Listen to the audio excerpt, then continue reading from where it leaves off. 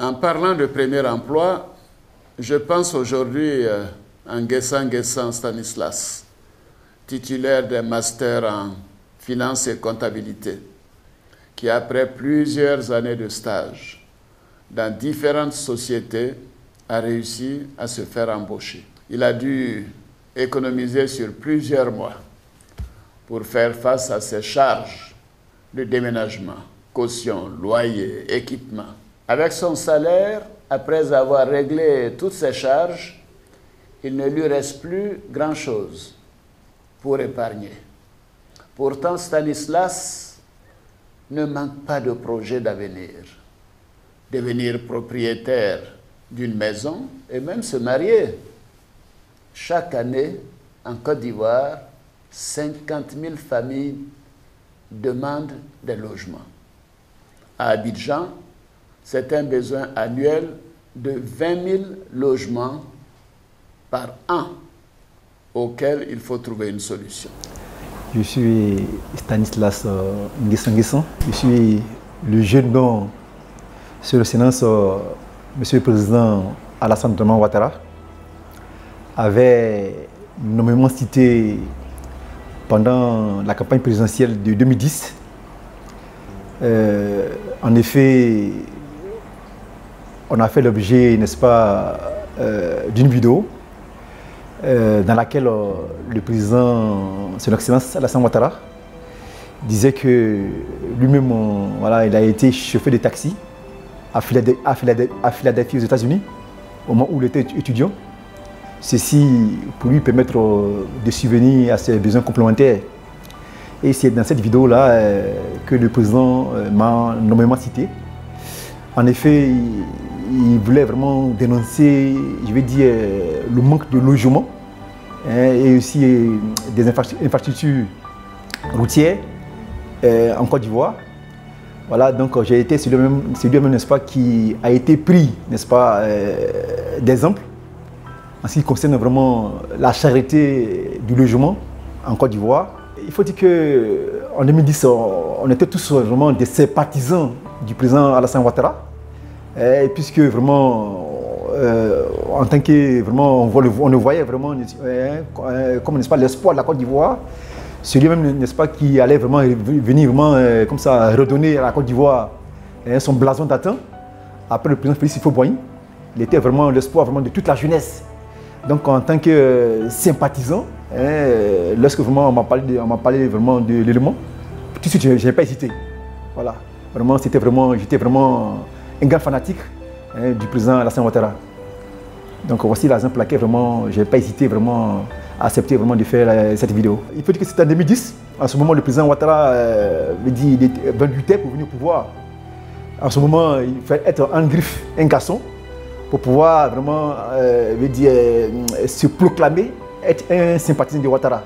Parce qu'en 2010, vous savez en ce moment que le président Laurent Gbagbo était encore au pouvoir. Voilà, donc en son temps, il faut dire que vraiment, taper sa poitrine pour dire que tu étais vraiment en Côte d'Ivoire ici, un sympathisant de Ouattara. Nous tous, on savait que c'était vraiment un gros risque qu'on prenait. Mais on a pris ce risque pour, n'est-ce pas, par amour pour le président Alassane Ouattara. Je n'ai jamais rencontré le président Ouattara. Voilà, je crois que c'était une équipe de sa campagne qui était allée chez moi à domicile. Et c'est ainsi qu'on a fait la vidéo. J'habitais à Yopougon, pas loin de Blé Goudé. Bon, voilà, le tout puissant leader des jeunes patriotes. Voilà. Donc, je me souviens pour la petite histoire, lorsque vraiment la vidéo est passée, je me souviens que même dans mon église, je me souviens que j'ai été banni. Oui, puisque vraiment tout le monde ne peut pas accepter. Je me souviens que d'autres m'ont dit, ah oui, que je suis allé vendre mon âme au diable. D'autres ont dit non, que voilà, je suis allé sympathiser avec le diable. Mais bon, vraiment nous, ça, ce qu'on faisait, comme je l'ai dit, c'était vraiment par amour pour le président Ouattara qu'on a fait. J'ai tenté j'ai eu plusieurs tentatives. J'ai même écrit des courriers à la présidence. J'ai même écrit aussi à l'actuel président de l'Assemblée nationale. J'ai écrit vraiment pas mal de courriers, vraiment qui jusqu'à ce jour sont restés lettres mortes. Aujourd'hui, je continue vraiment d'être toujours, n'est-ce pas, l'objet des railleries, de moqueries, de la part de mes amis, de la part de mes parents. voilà, pour dire, ah voilà, bon, on t'avait dit que vraiment de ne pas y aller, parce que ce monsieur en griffe, voilà, il n'est pas, voilà, il n'est pas fiable, voilà, que vraiment, voilà, bon, tu as risqué ta vie pour ne rien, tu as pris des risques pour ne rien. Aujourd'hui, vraiment, il me dit, vraiment, tout le monde se moque de moi. Parce que je suis même dans la vidéo, voilà, il avait dit que Stanislas rêvait même d'avoir une maison. Quand d'autres me voient, ils disent, ah oui, bon, Stanislas c'est ta maison, va voir le président pour que donne ta maison. Bon, en effet, je suis vraiment l'objet de victime de moqueries, voilà, de railleries de la part des amis, voilà, de mes connaissances. Non, voilà, il faut dire que voilà, le président m'a attribué une maison. Voilà, vraiment, voilà, on m'a pas attribué une maison. Alors il faut dire que moi-même je suis ingénieur comptable. Voilà, donc on essaie vraiment petit à petit de faire notre bonhomme de chemin. Voilà, on essaie quand même, on veut dire vraiment, voilà, quand même, de faire le bonhomme de chemin. Et bien, il faut dire que aussi, c'est vrai que bon, le président ayant vraiment, je veux dire, créé les conditions de la paix et de la stabilité en Côte d'Ivoire, aujourd'hui vraiment, certaines entreprises vraiment arrivent à s'implanter en Côte d'Ivoire. Mais il faut quand même reconnaître aussi que vraiment aujourd'hui, ce n'est pas vraiment tous les jeunes qui arrivent vraiment à s'insérer. Parce qu'aujourd'hui, vraiment, le problème d'emploi en Côte d'Ivoire est vraiment disons, est crucial. Et ça, tout le monde le sait. Bon, aujourd'hui, voilà, il faut que je suis en location. Hein, voilà, en location. Aujourd'hui, on sait tous à Abidjan. On sait que c'est vrai que le gouvernement a pris un décret pour pouvoir, n'est-ce pas, louer une maison en Côte d'Ivoire. C'est 2 mois de caution, 1 mois d'avance. Mais en réalité, dans la pratique, c'est pas ça. Aujourd'hui, quand tu veux louer une maison, les gars demandent au minimum 7 mois. C'est-à-dire que soit 2 mois de caution, 4 mois d'avance, 1 mois de loyer. Donc vous voyez que vraiment, il faut dire qu'aujourd'hui, vraiment, les décisions du gouvernement ne sont pas respectées. C'est vrai qu'après, bon, le gouvernement a essayé de mettre en place des politiques de logements sociaux. Mais aujourd'hui, pour acquérir un logement social en Côte d'Ivoire, ce n'est pas moins de 20 millions. Donc, je ne sais pas s'il faut appeler ça de logement social. Voilà. Bon. Pas que je vais vraiment critiquer l'action du gouvernement, mais ce sont vraiment là les réalités du terrain. Alors, c'est l'excellence, monsieur Alassane Ouattara. Voilà, certainement que je sais que cette vidéo va vous parvenir. Voilà. Donc, si vous m'entendez, c'est un cri de cœur que je lance. Après vraiment pratiquement 15 ans d'années, voilà, je suis aujourd'hui, je dis, laissé pour compte.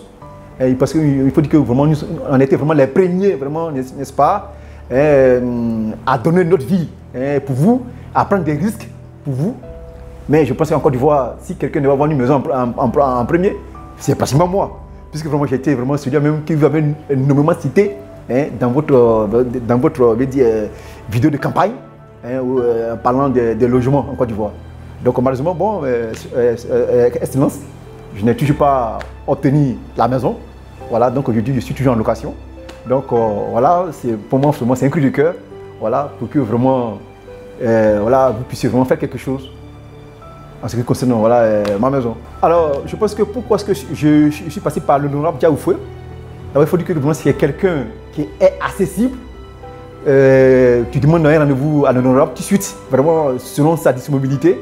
Voilà, était vraiment selon sa disponibilité, selon son programme. Voilà, il va chercher à te rencontrer. Et puis c'est aussi quelqu'un aussi qui œuvre pour la jeunesse, quelqu'un vraiment qui est disponible à accompagner la jeunesse.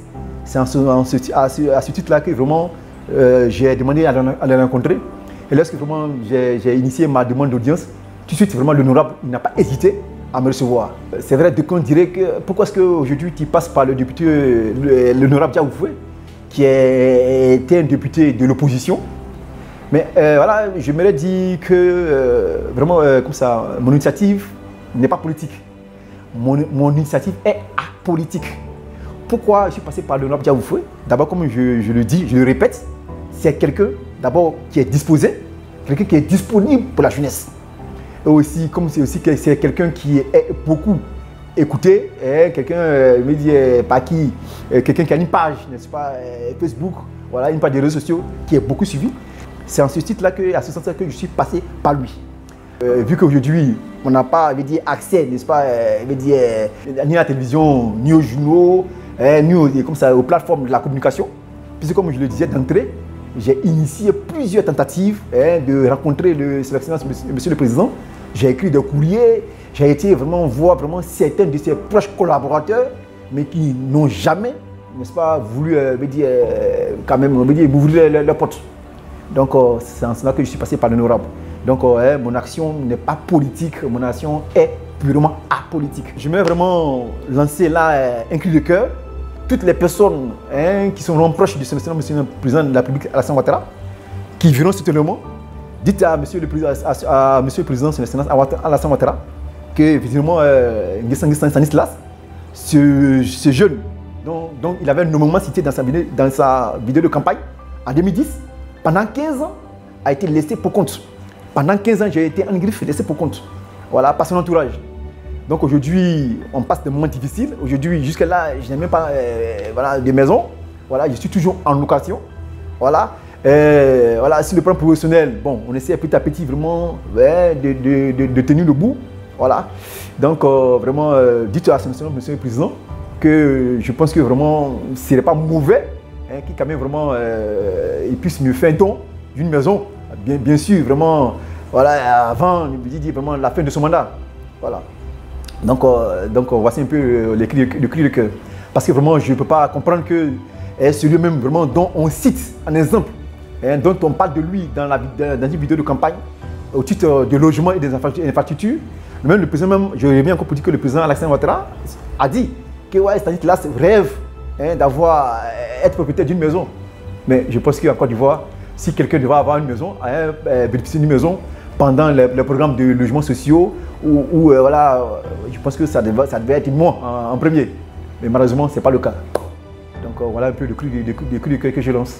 Je suis Nguessan Stanislas, voilà, celui-là même dont le président, Son Excellence Alassane Ouattara, avait nommément cité dans sa vidéo de campagne, parue sur les antennes de la RTI le 24 octobre 2010.